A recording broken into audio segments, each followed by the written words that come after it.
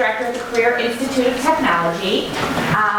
I have kind of a unique role as the Administrative Director because I've lived in many roles at CIT over the years. I not only graduated from the school, I was a paraeducator for about 7 years, became certified in special ed, I was a learning support teacher, became the instructional coach, and I don't know, somehow I went to the dark side of administration. It just happened. I love it. I miss the classroom, but it has its perks as well. So moving into administration, I was a supervisor career executive for almost 4 years, and now I've been the director there for just about 3 years. So I'm happy to be here presenting. I'm going to turn it over to Jamie to introduce herself. I'm Jamie Buzak. I am the wearer of all the hats at CIT. I'm a learning support teacher. I'm an instructional coach. I manage a lot of school projects that just kind of fall into my lap. I do a lot of the marketing stuff and the social media stuff, and I make all the videos, and I found this resource and I decided that we were going to implement it in areas that I have no control over, so I stepped in and said I think we should do it this way, and now this is how we have changed our touring and our scholarships, and then there's some classroom implications as well. So. And we'll talk a little bit throughout the presentation. You know, oftentimes the instructional coaches are working directly with teachers to give them strategies and things in the classroom, but sometimes as a smaller school, we have to utilize all resources that we possibly can because administrators, we all wear multiple hats. So, you know, in Jamie's role, she sometimes acts as a project coordinator, she acts as sometimes a special ed teacher, and all those things. So that's where she was coming from. Just a little bit about our school. We are a half-day CTC, we're not comprehensive. We do have 5 sending districts, we have 18 programs. We're approximately 700 students. We're a little under that this year. We go up and down. We do have 20 instructional teachers. We also have a certified math instructor.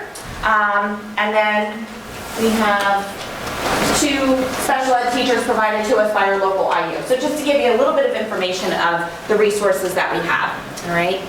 So just to give you an intro of what we're going to talk about, if you've ever done any of those ridiculous online quizzes, like what sort of chocolate dessert are you, what Disney character are you, also the old school in the magazine where you would circle the answers and it would tell you about like your relationship status and whether or not your boyfriend was going to dump you after you totaled up all the points. Well, I found this tool that does that, and it's actually the exact tool that websites like BuzzFeed use. They offer a free version because it's actually a marketing tool. It's supposed to be something that would generate leads for a business, but if you use the free version and don't really necessarily need those leads like a school would, it works out really well. So there is paid versions too, but this was the description on their website, so I modified it a little bit. So we've all seen quizzes on Facebook and BuzzFeed, the ones we spend too much time taking and care way too much about which result we get. Interact is a tool for creating quizzes just like those, except for your school as a way of generating leads, driving traffic, and segmenting your students. Now, you may not want to segment your students because that sounds kind of bad, but, whoa! Oh man. But in this sense, segmenting your students may be important for things like classroom projects or groups, or if you think about a career tech ed center, you may have a program that has several different career pathways and you're trying to hone in and figure out exactly which students want to do which things. So that's why this could be really useful to find out what your students what category they may fall into that they may not know they fall into. You know, you don't know what Disney princess you are until you take the quiz. So this way you can take the quiz and find out what role you might fit in. So. Can you tell she has little ones at home? I have boys. They don't have boys, not girls, yeah. As we go through this, you will find that some of this is going to be tailored to things that teachers can use in classrooms, things that student services can use, things that administration can use, so it is a little bit of everything. I'm going to talk a little bit about the first part from an administrative end, how Jamie and I work together for some of these things that work for our school, and then she'll jump into more of the classroom end for the classroom teacher. So just kind of for myself, showing hands, how many classroom teachers do we have with us today? Pretty good amount, okay. How about administrators? Okay, good. All right, that's often helpful. Did I miss any other categories? They're in the back. They're in the back, okay. All right, and coaches, yes, that's a good one. So again, that helps, and we'll talk about a couple different things. So moving on, we just want to share with you a little bit about how we got started. Every Wednesday, I meet with Jamie as the instructional coach, and we kind of brainstorm. Are there some things that we need to look at, reflecting upon what's coming up, what do we need to prepare for and plan for? And we brainstorm, I pick her brain, and we go through some things. So a lot of times I say, I come up with the idea, wave the magic wand, and she finds a way to make it happen. But in a real perfect world, that doesn't always happen. Some of the school names that we found, we identified areas that we wanted to streamline, and that included increasing our scholarship applicants. We found that we really, and I'll get into the numbers, but we needed to increase that, and then also student placement and preparation for our school tours. So these were two identified areas from administration that Jamie found that this tool would be useful for. So let me just start with this. The question is, do any of your schools have scholarship applications that start off with a process that looks like this, right? I know I go into my kids' sending districts and you walk into the guidance department and it's just a wall of forms, right? So because we were having this issue where we felt like we have around 200 students that graduate a year, and we were getting about 50 to 60 applications. And it was really concerning because there's so much free money, and I'm sure you guys experience this all the time. So we always talk about, well, how do we help the kids write the essays? How do we get the teachers to help them write the essays? That's kind of a separate problem that comes secondary. The first problem is, how do you get the application in their hand, and how do they know what they are eligible for? And I'm saying they, referring to the students, but let me take it another step. How do parents know what scholarships their son or daughter could be eligible for in the Career Tech Center? So, I said to Jamie, what can we do to get this online? This wall of forms just drives me crazy. I am a digital person, I am a technology person, the wall's got to go. So we went back and forth and thought, could we do something with Google, that parents could go to a Google website and whatever. She's like, well, let me play around, and this is where her magic comes into place.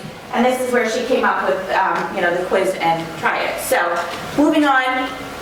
I kind of talked about this. How do we get more students to apply? How do we make it easier for them to submit and determine what they're eligible for? And again, how do we assist the parents? The other thing is, even if students are grabbing an application from that wall, is it getting home? Is mom and dad looking at it? Who's helping them fill that out? I will say that many teachers get overwhelmed at that time of the year. They're trying to prepare for NOCTI. They're trying to prepare to help get these students jobs, all that stuff. So now, you start scholarship time, preparing maybe February, March, April, the emails are coming out. Oftentimes in the industry, we'll have somebody reach out to us last minute and say, hey, we would like to present a $1,000 scholarship to a student from your school who is graduating, and then give the criteria. So now teachers are being bombarded with emails regularly. Oh, here's another scholarship, here's another scholarship. These are great things, but now teachers are overwhelmed as well. So you'll see how we kind of put everything in one location for teachers to find, for parents to find, with deadlines, and then all students have to do is click on a link and answer a few questions, and it reports out to them, here are the 5 or 6 scholarships that you would be eligible for. I'm not sure how it is at your school, but our school, a lot of scholarships have certain criteria that not every student can meet. Do you come from this school district, and are you going into this industry, or there's income levels? So again, they might not know what they qualify for. I think a big problem too is we throw out the word scholarship, and so many of our kids do not want to go to college, so they completely ignore what you're saying once you say scholarship. But at our school, we have many monetary awards and tool awards that will just say scholarship, but we really mean a tool award or a monetary award. And they don't know that's available, so they're not applying. Or maybe they didn't have the time to remember to go down to the student services office to pick up the form because they forgot about it yesterday, and then it's a whole, it's not like the next morning they're coming to our school, it's the next afternoon after they spent their whole morning at their home school, and they're stressed out, and it just was hard to keep track of all of that and hard to get those kids when they were there. So we figured there should be an easier way. We could put it on Facebook, we could put it on our website, so that way if we put it on Facebook and the parents see it, they can prod their kids and make them apply for it. And it just seemed to help out to make sure there was no bases not covered there. So what I did, and honestly I don't remember remember what idea came first, but I made a Google site, I don't know. I made a Google site that we attached to our website, just basically to help parents understand a little bit better what we offer. So first thing is just a description of the different types of awards, because we want everyone to understand that they are not only for kids going to college. So we have our scholarships, the tool awards are meant to be used to pay for tools, and then we have the monetary awards, which are just tears a check for $50. You know, do what you want with it. So this explains that. And then under that is where I put the quiz. So this is the website we're going to show you later, but this just shows they right here can take this quiz. So it'll say what school district do you attend. They pick their school district. This, you could make the screen bigger. Do you plan on attending college, yes or no? So if we say yes. Are you a protective services student? Because we have scholarships that are only for protective services students. So we'll say no. Let's see. No. This is only for students in these certain school districts. Do you plan on attending Lincoln Tech? That's such a random question, but there's a scholarship for that. We're going to say no. Here's another one. I'll say no. And then at the end, it gives them this result. So based on what I clicked on, I must be an Easton, Wilson, or Notre Dame student. And then down here is our description, just so they can verify that they got their information right. And then I put all of the scholarship applications in Google Drive, and then I put the Google Drive link into the website I'm going to show you, so that they can click on it right here and get the application without having to go to student services, or if they forget it, or whatever. So this way, they're all listed here. If they get changed, I can take one out. I can easily add a new one, but they can even screenshot this and take it to student services to get copies if they don't have a printer, and it'll tell them exactly what they can do.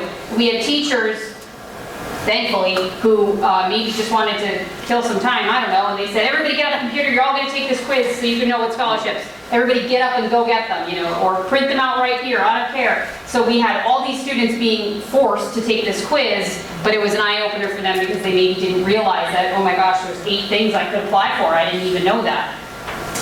So after they see these results here, if they choose to print these out or get them, if they scroll down here, we have Google Calendar linked through Google Sites that I've made fake due dates for now, but it'll show the due date of each scholarship live right here on the calendar as the days go by. We have the contact information for our Student Services Department in case they need to talk to the secretary about any of the requirements or anything like that. And then as they scroll down, there's a description of every single scholarship, just a quick sentence or two about what it is, who's eligible, when it's due, and then they can also click on this link to get the application. So they can't miss it. If they choose not to take the quiz and they just want to scroll through this, they can do that. Or if they take the quiz and then just want a little bit more information, they can scroll through all of these. And this for parents too, or even for board members or that want to see what we have to offer. They can come and see the description of all the different awards we have right here. We also did a scholarship event in one of the communities for 2 of the sending districts, and I went and took laptops. It was called the Hub Teen Center, and I took 10 or 12 laptops and set them all up. And then the sending districts from Bangor and Penardville came with their applications, and I thought it was interesting because they had big long tables with all the papers there. So these parents came in and they're grabbing one by one by one, and they're in the same situation too, that not all of those applications apply to every student. It depends on where they're going. So, and then they came over to the CIT part and said, where's your application? I said, well, have a seat, take a few, it's a couple. You saw how quick the quiz was, and then afterwards they could see what they were eligible for. The other thing is the 2 counselors that were there at that time said, this was great because now they know back at the district, when the students come into their offices looking for support, they know from the district level what scholarships do CIT offer. And I said, it goes both ways. We would love to have a copy or love to have an electronic version to know what scholarships do the sending districts offer, because we might be able to help encourage or help your students write some of the scholarships as well. We need to find a better way to partner and work together on this instead of being too separate with it.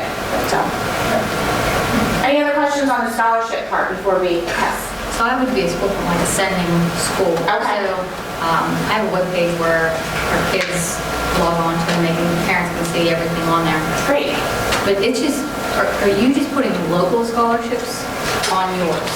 Yes. Okay. Yeah, we're the ones that get sent to, every year we have scholarships sent to our student services department. This is what we're offering this year, because sometimes they may be, a charity organization or a memorial fund where they don't know every year how much they're going to be able to give. It might be based on fundraising, so we wait every year for them to submit them, and then student services rolls them out and says, here's what's available now, or here's another one, here's another one. So what we did was we kind of took the old list of things that we know always come through so that I could get it started early enough, and then if there were any that weren't offered that year, I would either take them out or, put an X through them or something like that.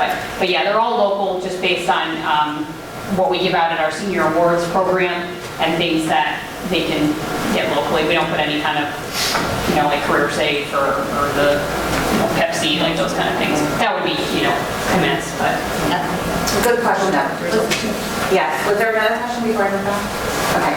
Real quick, I just want to share, and you have it in your packet, just the results. Again, we're a small school. We have between 190 and 200 students that graduate a year. You can see where we went from 57 students to 79. It's an increase of about 20%, and any increase we are very thrilled with. And we got a late start with this too. So going into next year, I think we want to start it a lot sooner. Yeah, and plus one downside that I can't fix is that most of these require you to print it out and handwrite it and then either mail it or deliver it somewhere. Yeah. So at least if they're taking it and seeing what's available, they can get a start on it, but it's still up to them to remember to turn it in, and we know how that goes. So. Yeah, and then again, we already talked about some of the benefits where the district can access it.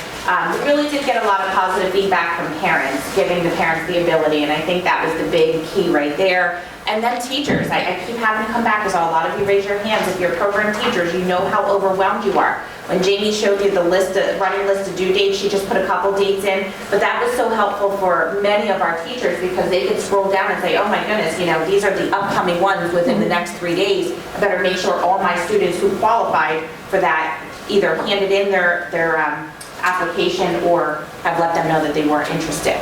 Yeah, and one teacher specifically reached out and he was like, oh my God, I'm so glad you did that, because every year we get emails and this one's available and then this one's available and then this one's available, and my email gets bogged down and something comes up and I forget about it and then I don't tell the kids. And if the kids aren't listening to the morning announcements or they're not paying attention to what's on the digital screens, then they miss it. So this way he could, in one shot, get it all out there and as a warm-up activity, have them printed out. Yes, Mrs. Lindblad. Yeah, I have to say, as a teacher at the school, it was so lovely seeing students with scholarship applications that I had nothing to do with. It was wonderful, and they're filling them out like, wow, you went and got that, I'm so proud of you. But it just took a lot of work off of our shoulders of constantly saying, anybody get this? Let me print it, give it out to everybody, and over and over again. It was really very. And I think a lot of work of you having to know all the criteria for each individual one, and then all your students' criteria where you're trying to match, oh no, you're not eligible for that one. Oh no, are you going to a trade school, or are you going to some of them have to go to a 4-year college. They know that information, so good point. All right. Any other questions before we move off of the scholarship part? Okay, so again, second question or second problem is we start talking about student placement, and in general, when we talk about student placement, how do we make sure that students are being put in programs that are aligned with their career objectives and not where their boyfriend or girlfriend are, or just, what they happen to like that day when they walk through. So that's obviously a question that we all experience all the time, or a challenge. How do we reduce the impact then of students changing programs? This always happens. We get into the first marking period and you take a look at your data and you see how many students have moved and changed, and then you had some programs that were full, students were on a waiting list, now there's 10 spots open. Now it's just, what do we do to ensure the best we can that when students select a program, we've done a good job at appropriately placing them based on their interests, based on maybe even their IEPs or their level of ability and things like that. So this is not a problem that is unique to CIT. Every Career and Tech Center, I'm sure, experiences this problem. However, we wanted to take it back to where do we start exposing students within our districts to the options that they have for CIT. And it really, for us, starts with grades for 9th grade tours. I did not mention our students come in grades 10, 11, and 12. So we really target the 8th and 9th grade level. So we do tours where the 9th grade students come in and they do program visits. And then we also schedule individual program visits if it's, a student other than 9th grade, if they're in 10th grade looking to enroll at a later time. So with these problems in place, I said to Jamie, what can we do to make sure that they're placed appropriately? And she's going to talk a little bit about how she was able to develop something that's customized to the programs that we offer. Yeah, okay. So if everybody has a device, obviously you don't have to do this, but it'll be a lot more fun and, engaging if you do. So if you go to this website, that says ILC quiz. This is the quiz that we developed for any students, either going on a tour, looking to come visit, maybe a curious student with an IEP, and the IEP team is trying to see if they maybe would be a good fit, if there's anything there for them, or students who are looking to change programs. You get those wishy-washy students that are like, no, I don't know, I might like auto, and you don't really get a solid answer. So if everybody could take the quiz, it's 28 questions, but it's all yes or no answers. I'll give you a couple minutes. Are you taking it? I'm making sure it's working. Oh, okay. Is it working? Yes, it is. Okay.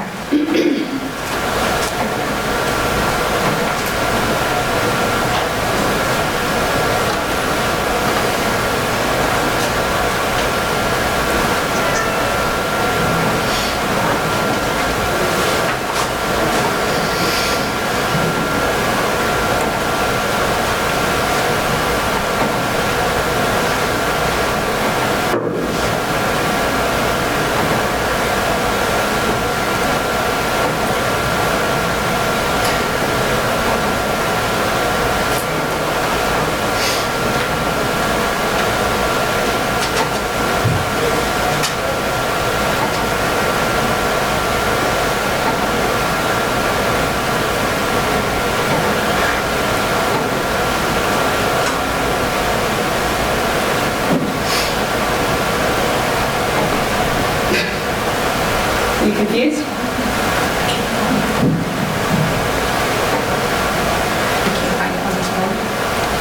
What? I can't find it on his phone. Oh. Maybe told you should be garbage man. So when you get your results, just kind of process that for a minute. Take a look at it.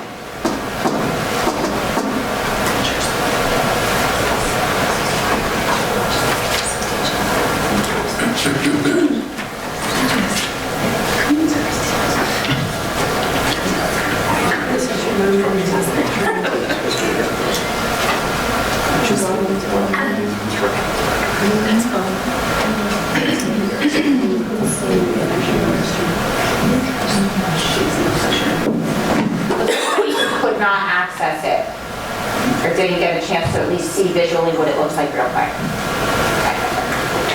Everybody pretty much done?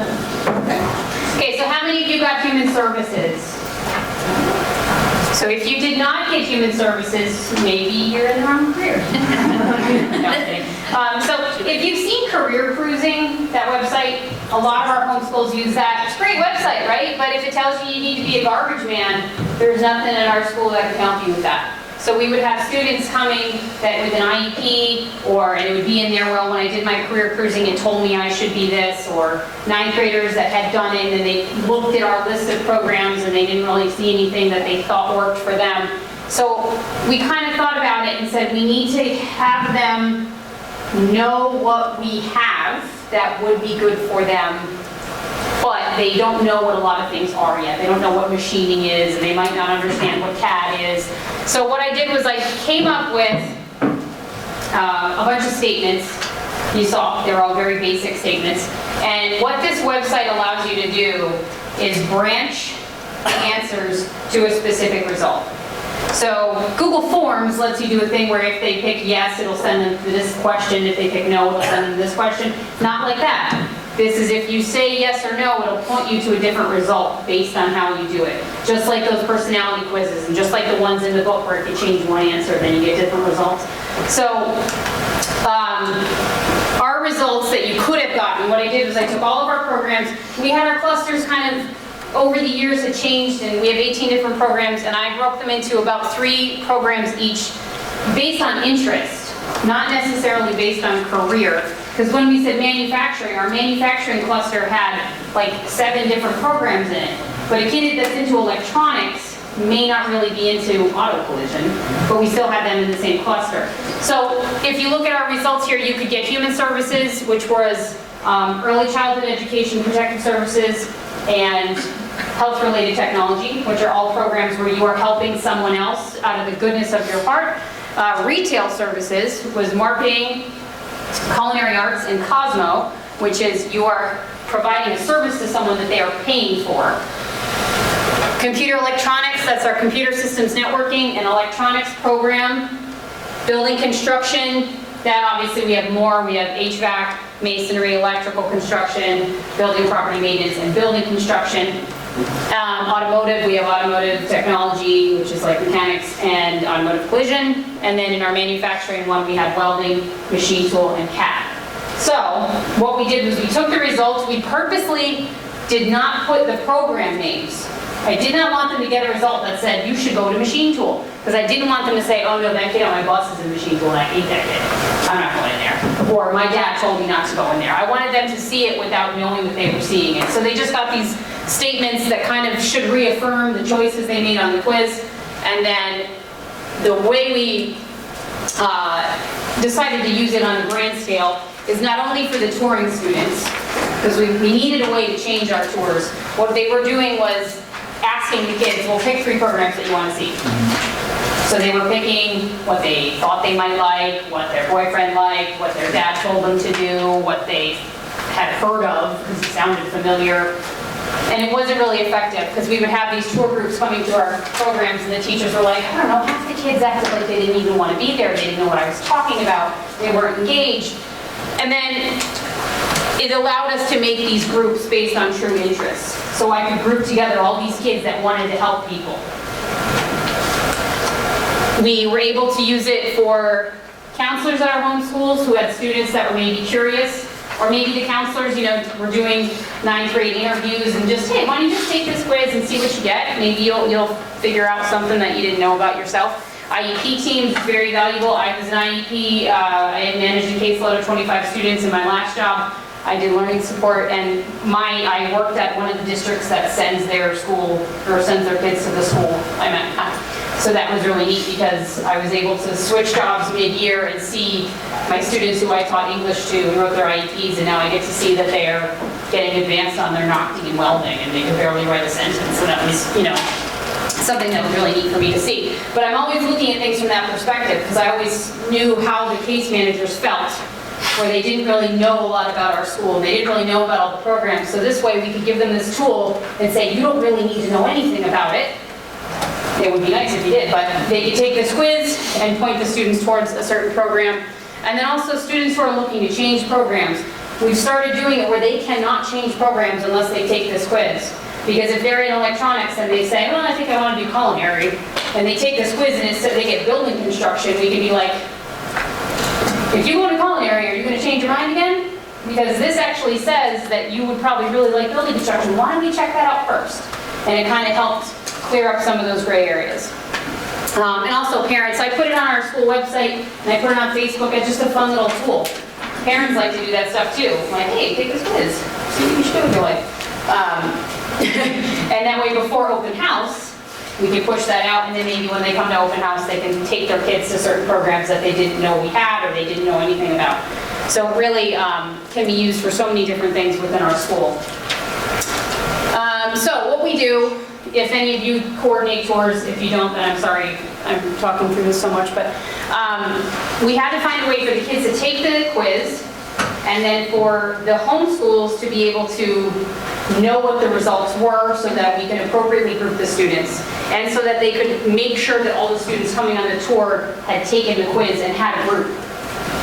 So I created a Google form for each result. So you got a result that maybe said you belong in our manufacturing cluster. So I made a Google form for manufacturing, made a Google form for human services. So I had 6 different Google forms, and I had them bleed into one Google sheet. So if you have a Google person at your school that can help you do this, it's not difficult, but you can have it. So all these forms go onto one sheet, so you have all the results at once, And that way we could say, you know, the homeschool would say, well, we're supposed to be bringing 95 students and only 40 have taken the quiz. And tours are next week. So we would say, okay, hurry up, get the rest of those kids, so they could easily make sure everybody had a group. And then I was able to go in and make sure the groups were even. We didn't want to have 40 kids in one group and 10 kids in another group. So I broke up all the programs into, you know, I took the amount of kids and divided it by 3. And then we split it up, so we had 3 tour sessions with every tour. So 3 20-minute blocks within an hour-long tour. So if there were 30 kids that got human services, the first 10 would go to culinary, or the first 10 would go to health-related, the second 10 would go to protective services, the third 10 would go to early childhood, and then they would kind of all switch. So there was a group of 10, you know, at each program at each time. So this was super easy for our counselors, or for their counselors, because they could get the kids on the bus, they could look at that Google Sheet, I would have edited it to put the group number for all those kids, and they could look at the kid, you're group 1, you're group 4, and when they walked into our cafeteria, there were big signs, group 1 over here, group 2 over here, so it really expedited that process, and got rid of all that paper, because they had all these kids filling out these little papers, and they had to collect all the papers and organize all the papers, and nobody likes paper, so. So this is kind of how it works. Your quiz did not have this. So the quiz you took, you would have gotten a result, but underneath, it was blank. They have this thing called a call to action button, which I'll show you. But you can add this call to action button in, and when they click on that, it'll take them to any link you want. So I linked it to the Google form. So what our students would do is they would take the quiz, click on tell us your results, and they would get that Google form that said retail services, and it would say, what is your name? And all they had to do was type their name in and hit submit. And that would go to that Google Sheet. So that's how we got it. When I put it on Facebook, I take that call to action button off, because I don't want people emailing me telling me what their results were, I don't care. So this way, we could play around with it, personalize it when we needed to, take that button off when we didn't want to. And this is where they get that marketing piece, this website. They'll say, you know, your Disney princess is Cinderella, and you could click there and it'll take you to the Disney website, you know, or whatever company website works with that program. Okay, so this is what it looks like. So we're going to get into a little bit now of the actual site and how it works and how the teachers can use it. Does anybody have any questions about the tour situation? No? So, like I said, this is a website used by major companies and major websites. So makeup brands, you know, you might go to their website and you'll say, what's your makeup IQ? And you can take this little quiz. So they have 3 types of quizzes. Personality quizzes, which is exactly what I just gave you. So I came up with a couple, they have templates. So whatever your program is, you could probably figure something out to do one of these personality quizzes. So if we look at what international cuisine are you, I can come right here and I can take the quiz, if I was a culinary instructor, and you can make it as vague or as specific as you want. So where would you go for spring break? Jen Russ, where would you go for spring break? A cabin in the woods. Okay. Which food do you lean towards? Meat? Which country would you travel to? Italy. And where do you usually eat? Now this was where they brought in that marketing element, so, you know, just pick one. Wakasakas. How much spice do you like? If I'm not sweating, it's not hot. And which of these meals would you order?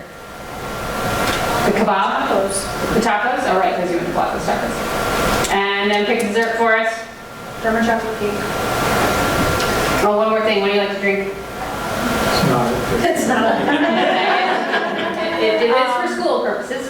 Water. Water, okay. So, Jen should make Mexican pork chili verde. So, if you were a culinary arts instructor, you could really do a lot with this. You could do it as a fun little activity, which is for new students. You could use it as something, if you're trying to come up with a cuisine for an upcoming banquet or a catering event and you really want to know what your kids would get, come up with a little poll like this and then see what the majority of the class got. Or maybe if you have them in groups, you know, okay, everybody that got Mexican, get together, we're going to come up with a Mexican menu. Everybody that got Italian, we're going to come up with an Italian menu. And you could really kind of take it from there. even the beginning of the year, likes and interests and Yeah. getting to know your students and how to group them and what, this is a great way. Because again, you can customize the pictures, you can customize what the question is, so. Another one that I'm not going to go through, but what kind of engineer are you? Mechanical, electrical, chemical, or maybe something else? So programs that have a lot of different career pathways, like thinking of our health-related technology program, they could be nurses or dental hygienists or go into sonography or go into a nursing home. There's so many different paths. So if the teacher was able to kind of come up with questions that would lead to those different pathways, they might be able to get a better idea of what the majority of their class is interested in. Because you don't want to be teaching, you know, you could ask them on a sheet of paper, but by doing it this way, you can ask them those questions that point to that direction and they don't know what's pointing that direction. You know what I mean? Like, are you comfortable around bodily fluids? You know, like silly things like that. That if you select so many yeses and so many nos, it's going to give you exactly the result that the teacher wants. So these are the personality type quizzes that I talked about. Another type, scored quizzes. So these are the kind like in the old Cosmo magazine when you would circle your answer and each answer would have a certain amount of points, and then you'd add up all your 3-point answers, all your 2-point answers, all your 1-point answers, and it would give you a thing to circle. That's what these scored quizzes are. So if I was a cosmetology teacher, I might want to do something about the PA salon code book. So what I did was made this just quick little quiz, and based on the answers the students give, it'll tell them if they should stick to being a shampooist, or if they're a junior stylist, or if they can be a salon manager. And by just doing that, they can see, oh boy, I need to study more. And what I did was at the end, that call to action button, it said, you know, you're a junior stylist, congratulations, you still have some work to do, but you're on the right path. And then if they clicked on that call to action button, it took them to the PA code website so they could practice more questions. Or maybe I take them to a Google quiz that has more reviews or something like that, or a link to a Google Doc that has the review questions for them. So you can really target it however you want based on that, that call to action. Last kind of quiz they do, this is pretty boring, it's just a random assessment quiz, just like you would give a quiz, you know, there's 100 points, you got 10 of them wrong, you have 90%. So those are not as exciting, but it's still possible. Okay, so I want to show you the actual website, how it works, just to kind of help you wrap your brain around it. So like I said, it is free. It looks like this when you go to it.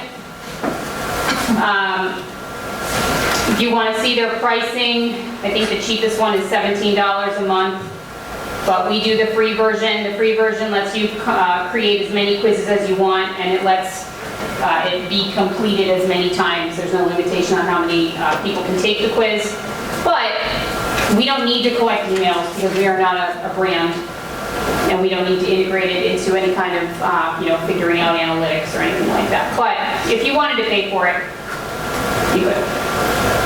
Okay, so once we go here, you can see, I'll show you what our career quiz looks like.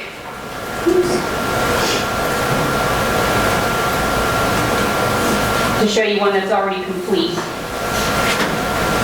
So they have this thing called branching logic that you have to pay for. But basically what that is if you're not very good at planning these things out in your head, it allows you to make a mind map. You ever see those virtual mind map tools that let you drag the little bubbles and it connects it with the lines? It'll let you do that on the website, but you could do that yourself on a piece of paper. So what you have to do is start with the end in mind. So if you come over here, I'm at this side over here, I have my results. So I had to come up with my results first, because you can't point the questions anywhere until you have your results, okay? So my first result, retail services, I picked 3 pictures that show the different programs. We have our culinary, our marketing, and our Cosmo. The kids don't know that, but they might look at this and say, hey, I like money and food, you know. And then here's that call to action button I talked about. You can hide it, which means turning it off, or you can add any URL you want. That's where I linked it to the Google form. But I could also link it to our school website. I could link it to the specific program website that's here. I could list it to an application, you know, for our school. We have our computer electronics, our human services, so all of our results are over here on the left-hand side. It doesn't matter what order they're in. And then you start creating your questions.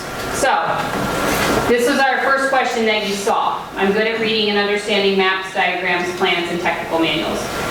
The images, it's really nice. They have a built-in search feature which will search through high-quality photos that have zero copyright things on them. So you can get really nice pictures attached, or you can upload your own pictures. And then I have my results, and right here where it says edit result correlations, that's the important part. So when I do this, you can see how it's mapped out. So this one was about, let's see, what did it say? I am good at reading and understanding maps, diagrams, plans, and technical manuals. So if they choose yes, it'll correlate to computer electronics, building construction for blueprints, automotive, and manufacturing. So those are all programs where you have to be able to read technical manuals and maps. If they say no, I point them towards the programs that don't require that. Now it's up to you. You don't have to have anything here. It could just be that if they say yes, it points them here. If they say no, nothing happens. Because sometimes if they say no, it may not impact it a whole lot. But we do it that way just to kind of give it a little bit more direction. So you do that for every question. I like to solve brain teasers.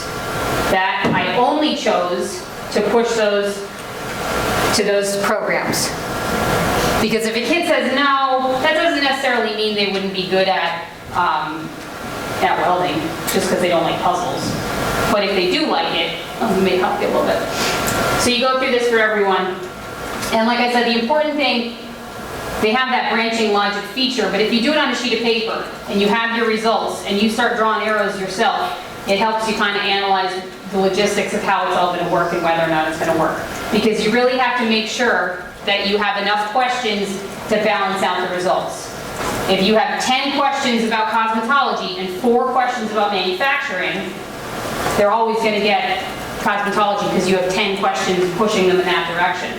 So what I did was I had to really break down each result and come up with maybe 6 questions that would point them towards each result so that it would always balance out. We had students that were in our currently enrolled take the quiz to see what they got, and for them to, I wanted to know, was there anything you felt like, was there any questions that you didn't feel were asked? Like something that you really like that pushed you towards this program that I didn't address? And miraculously they said no. I think welding was the only one that thought that maybe there wasn't enough questions that pointed towards welding.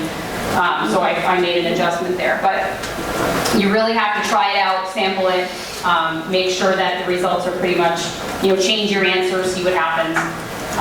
But from a classroom perspective, if you're just doing it on like one topic, it's a lot easier to map out.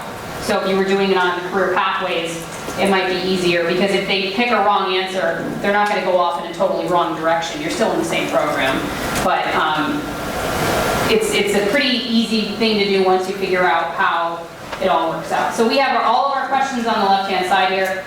And then once we're done, we can choose to publish it. And the nice thing is, since this is a major website, when you go to publish it, it'll let you choose. You could do a pop-up on your website, an announcement bar. You could send it straight to Facebook. I always do the direct link because then I can put it wherever I need to put it. But that's from a promotional standpoint, they make it really easy. They also do polls. I haven't done anything with that yet, but I think they're pretty similar to the quizzes. And you can also do giveaways, which I also have not played around with. But you can, there's a timer on here, and they can put their email in, and it'll enter them into a giveaway. So this could be helpful too for schools for, funny little things. And I know originally we were talking about, well, where do we even start with the types of questions that you ask? Because remember, we're trying to make this custom and unique to the programs we have at our school. So I know you kind of pulled from tons of different resources. I mean, there's tons of career interest surveys out there. So just start reading through them and look for questions that are fitting to each one of your programs. But like Jamie said, you have to make sure that they're balanced, that you don't have 10 Cosmo questions and 4 welding questions. So I think that was the biggest challenge at first, is like, well, where do we start? How do we come up with questions? Some of them are very obvious, do you work with your hands? Do you like to work outdoors? Do you like to work indoors? Those are the obvious ones. But when you want to get enough questions for each program, if you're struggling, just look at some of the other career surveys. Another really nice thing about this website, if you create an account and go to create new quiz, you get to choose if you want to look at a template or if you want to start from scratch. They have over 1,000 templates already done in different categories that are all really, really relatable to Career Tech Ed because they're meant for businesses and marketing purposes. So there's career has a whole 38 templates on different careers, marketing, health and fitness, food. So you can go through these. Here's automotive, and just because it may not be exactly what you want, but it gives you a starting point, or even just for a fun little warm-up activity. Find your soulmate on wheels. How much do you know about cars? Are you a bad passenger in the car? So you can pick one of these, you can use the template, and then you can go through and edit it however you want. And you said our template is on there, Yes. our quiz. I just found that out yesterday. I was updating this presentation, and I was like, I'm going to click on the career, and sure enough, where is it? Our quiz is on here, right here. Which career cluster is right for you? 29 questions. This is our template exactly. So the only thing is, if you were going to use it, we have 18 programs. You probably have programs that we don't have, or we probably have ones that you don't have. So you really have to make sure you look at it and adjust the results and adjust the questions. So for someone like me, I would rather say, no, I'll just do it myself and start from scratch because I wouldn't want to. But it's a good starting point if you just want to look at it and see how it works out. So you can do that. Or there's really, can you pass this job interview? Are you in the right career? So there's a lot of them on here that could be good for PDP, employability stuff. You just want to make sure you go through all the questions because this is used by lots of different brands. So I did a makeup one and I was just going to use that as one of my samples, and then like 4 of the questions were about L'Oreal. So I was like, oh, this must be made by L'Oreal. So you want to target it towards what you need. Does anybody have any questions? Yes. So you said you had a free version, but the place where Yes. like the arrows for going down, that's The branching logic. Well, the free version has where I showed you, let me see. What I showed you where I was clicking on the dot and it was highlighting those arrows, that's in the free version. okay. The paid version has this new thing, I wish I could find where it was, but they have this new thing called branching logic where they have a mind map tool that'll pop up on the side and it'll have your results like retail services, and then it'll have any of the questions that you want. You could drag them over and it would connect it, or you could drag, so it's just a little bit more interactive if you're having a hard time mapping out in your brain how it all works out. But that's part of the paid version, and that wasn't a thing. They just came up with that like a week ago. I got an email like announcing this new service, but so I don't know. I don't feel like I would need that now because I understand how to use it. So, but So you decided to go with this. yes. Did you have 2 questions? So when you started with your questions and then your end result, did your teachers, your program teachers help you, 1? And then 2, what's your learning curve with putting this all together and the amount of time that it took for the completion? Yeah, the thing I think that took me the most time was figuring out how to do the connection to the homeschools so that we could use this as a tool for our tours. But just as an in-house tool, I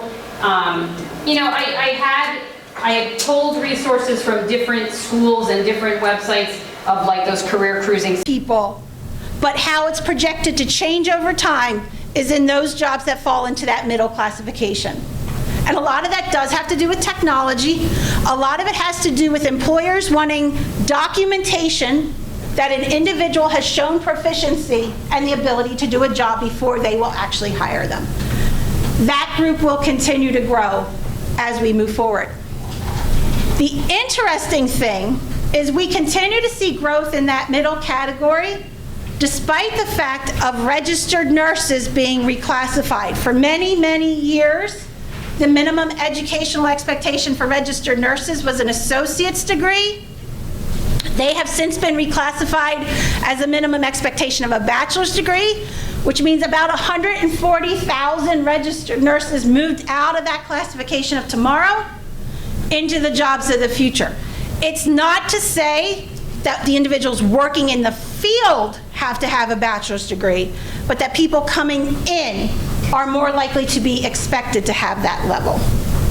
And we also put the disclaimer, this is the minimum expectation.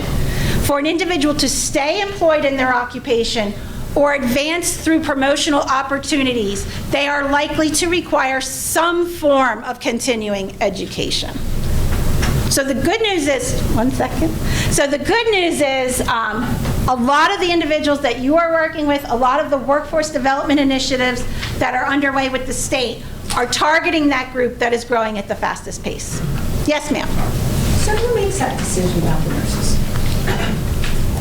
Because we're all running practical nursing programs, sending students on to associate degree programs. Practical nurses are separate from registered nurses, so there are two distinct classifications. Practical nurses are still classified as associate's degree. The registered nurses are the ones who moved up to a bachelor's degree. It is determined at the federal government level, and it is based on interviews with employers. So the employers are telling them that before we will hire a registered nurse, we want to see a bachelor's degree. It's not to say that here in Pennsylvania, we haven't heard differing stories. In urban areas, that definitely tends to be the case. In the more rural areas, a lot of those employers are still willing to look at individuals who go through practical nursing programs or maybe haven't even completed everything. They get them in and assist them with completing their RN degrees and licensure. So the impact of that, and I'm glad that you brought up the specific, is that then there's a SIPSOC crosswalk, and the SOC isn't helpful to us because it's no longer a high priority application because we're training students that it doesn't match, it doesn't work. We're missing career fields in the crosswalk. Okay, that is a separate conversation that we can have offline. There are ways to modify that crosswalk. We actually have determined a Pennsylvania-specific one to address those kind of issues. I will tell you that LPNs and RNs should be on almost every single high priority occupation list.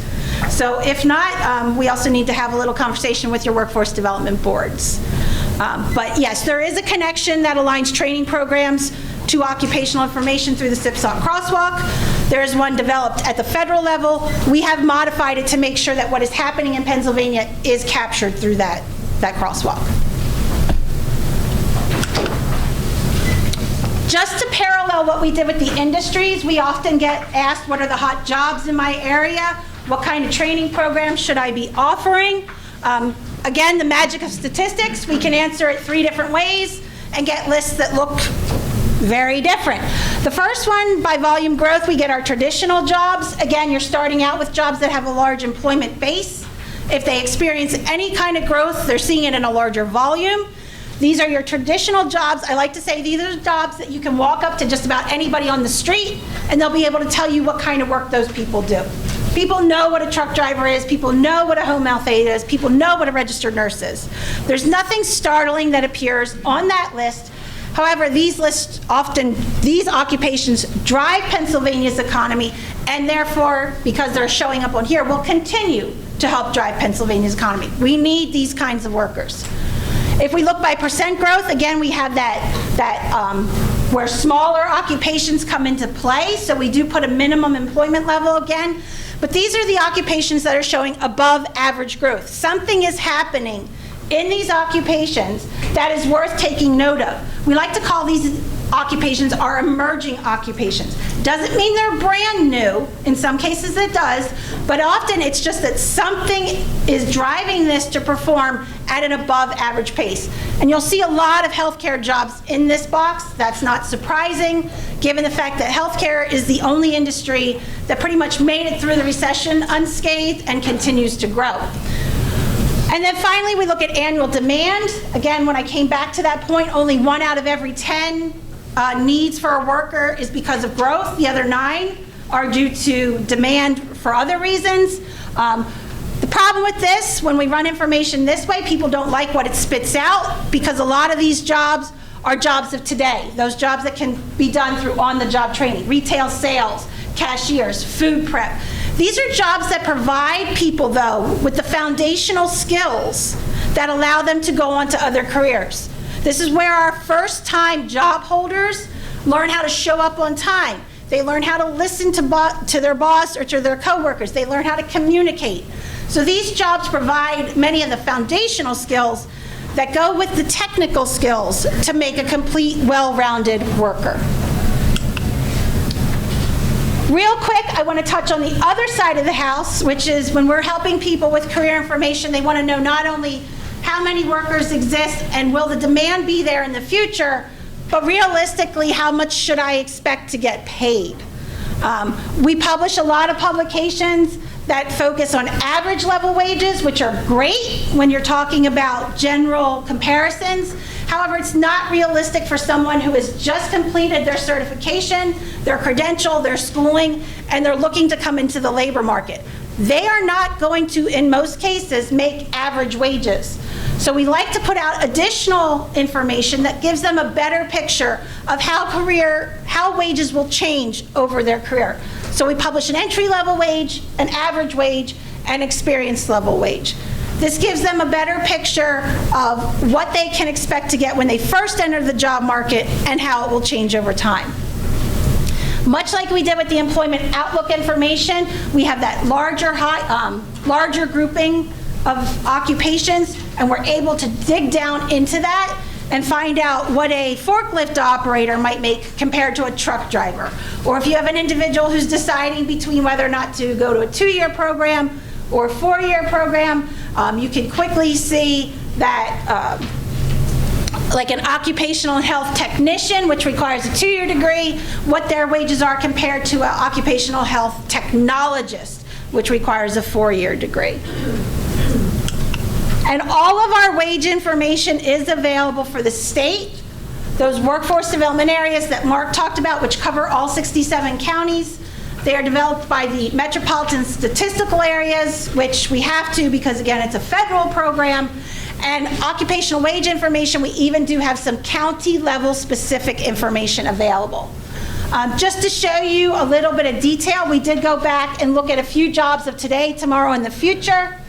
Ideally, what you hear over time is the more you learn, the more you earn, which is largely true, unless you get into things like the social services sector, where master's degrees are often required, and you do see a drop in wages. So just because you have more education doesn't necessarily equate to higher level wages. Wage information can be very valuable when you're trying to present different opportunities for an individual to explore. It's also very valuable when you have a student who's going to school in one location but has every intention to go live in a different location when they are done schooling. What occupations are paying here in Center County may not be what they're paying back home in Bucks County or out in Lehigh County or out in Beaver County.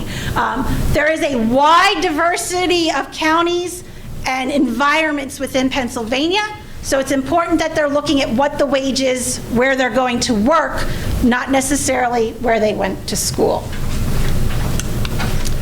So with that, we ran through data very, very quickly. We know that. We have an entire day-and-a-half forum coming up where we're going to talk about this information. You guys definitely got the Cliff Notes version. Do you have any questions for myself or for Mark? Yes. You measure underemployment, specifically like somebody graduates in elementary education. How many of these people are not working as elementary teachers and doing something else? We don't have it down to that level of detail. We do have some information on underemployment as a whole. The issue we have is that most of our information that allows us to track an individual is collected through the unemployment compensation system, through the wage records. Wage records do not require an individual to tell us what occupation they are performing. So the information that we have that ties you to your job, it'll tell us what industry you work in, it'll tell us how much you make, but it won't tell us what your actual job title is. We have to go back out and survey those companies to find out what your job titles are, at which point we don't know that it's your wage associated. So no, we don't have that level of detail. Yes? So the early slides with the workforce development area in Center County fortunately had a graphic of just what that looked like the other counties. So in southeastern Pennsylvania, Five-County Philadelphia area, bordering New Jersey, Delaware, Maryland, sometimes we cross over into other states. Right. So if we're developing labor market information to decide about whether a career is something we need to train kids for, what charts do we use?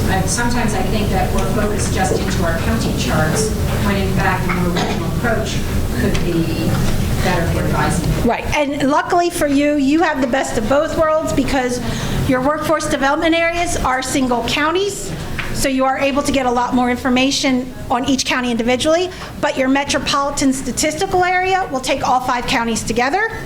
And if you go a step above and actually go out to our federal partners site, we actually do pull in some of the New Jersey, Delaware, Maryland counties as well. So you do have an ability to kind of look at all 3 levels and actually see what information is most useful to you. The good thing is because it is collected in a similar manner, at least it should be telling relatively the same story in the same way. Okay, well, if nobody else has any questions, thank you for your time and enjoy the rest of your conference.